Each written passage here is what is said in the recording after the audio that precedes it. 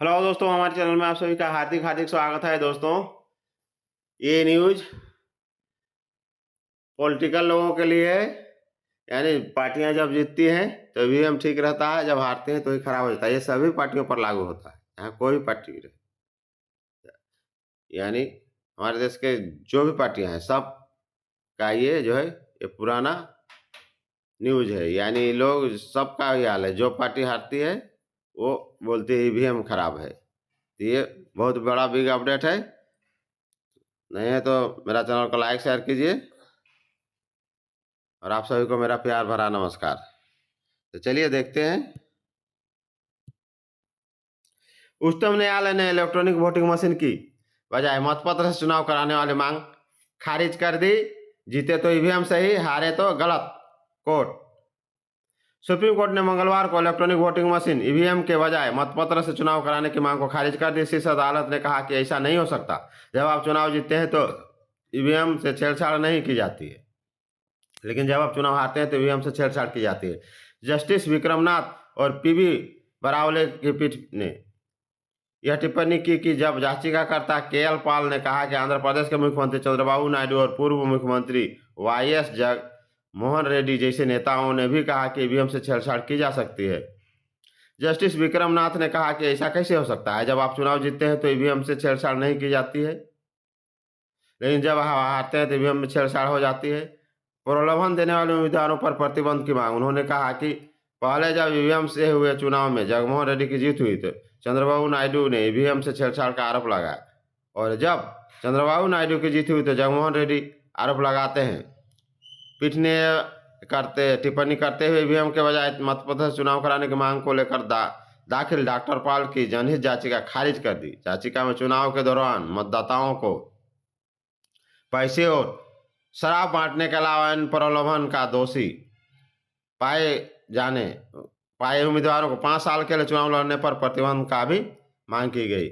इससे पहले याचिकाकर्ता डॉक्टर के पाल ने शीर्ष अदालत से कहा कि ईवीएम से छेड़छाड़ की जा सकती है, इसलिए निर्वाचन आयोग को मतपत्र से चुनाव कराने का आदेश दिया जाए। ऐसे शानदार विचार कैसे आते हैं आपको, कोर्ट ने कहा। सुनवाई के दौरान पॉल ने कहा कि उन्होंने यह जनहित याचिका प्रार्थना के बाद दाखिल की है, बहुत प्रार्थना के बाद दाखिल की है। पीठ ने याचिकाकर्ता से कहा कि आपने पहले भी जनहित याचिकाएं दाखिल की है, आपको ऐसे शानदार विचार कैसे मिलते हैं। इस पर याचिकाकर्ता डॉक्टर पॉल ने कहा कि इस जनहित याचिका की करीब 180 सेवानिवृत्त आईएएस आईपीएस अधिकारियों और न्यायाधीश का समर्थन प्राप्त है। लोकतंत्र की रक्षा कर रहे हैं, उनका कहना है कि लोकतंत्र की रक्षा करें। जस्टिस विक्रमनाथ ने उनसे पूछा कि वे राजनीति में शामिल क्यों होना चाहते हैं। डॉक्टर पाल ने कहा, यह राजनीति नहीं, मैं अब तक 155 देश जा चुका हूं और दुनिया के हर देश में जहां लोकतंत्र है वहां पर चुनाव मतपत्र से ही होता है, सिर्फ उन देशों को छोड़कर जहां तानाशाही है। याचिकाकर्ता ने कहा कि वह सिर्फ लोकतंत्र की रक्षा कर रहे हैं। राजनीतिक दलों की कोई समस्या नहीं होती तो आपको क्यों, कोर्ट ने बहुत उसको फटकारा। उसने कहा कि राजनीतिक दलों को इस प्रणाली से कोई समस्या नहीं, आखिर आपको क्या समस्या है। याचिकाकर्ता ने कहा कि चुनाव के दौरान पैसे बांटे जाते हैं। उन्होंने कहा कि बड़े उद्योगपति, जिसका वह नाम नहीं लेना चाहता, ने भाजपा और कांग्रेस सहित सभी 6 प्रमुख दलों को 1200 करोड़ रुपए दिए हैं।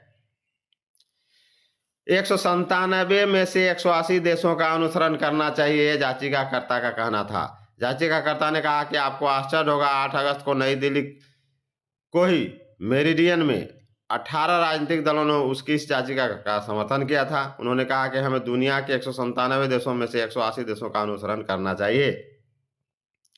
180 अफसरों और न्यायाधीश का उनके समर्थन प्राप्त है। याचिकाकर्ता बहुत तर्क दिया। चुनाव भ्रष्टाचार का लगाया आरोप।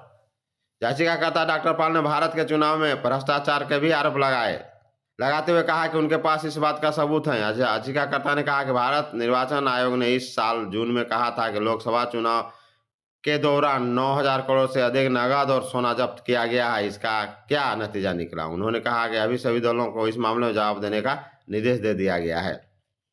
यह मांग भी की गई। डॉक्टर के पाल की ओर से दाखिल याचिका में चुनाव के दौरान मतदाताओं को पैसे और शराब बांटने के अलावा अन्य प्रलोभन देने का दोषी पाए उम्मीदवारों को 5 साल के लिए चुनाव लड़ने पर प्रतिबंध लगाने की भी मांग की गई। दोस्तों, ये बहुत बड़ा बिग अपडेट था। कोर्ट ने सीधा सीधे बोल दिया कि ईवीएम से जब हारते हैं तो बोलते हैं कि नहीं ईवीएम गड़बड़ है, और जब जीतते हैं तो बोलते हैं ईवीएम सही है। तो ये माजरा नहीं चलेगा दोस्तों। ये था बिग अपडेट। जय हिंद, जोहार झारखंड।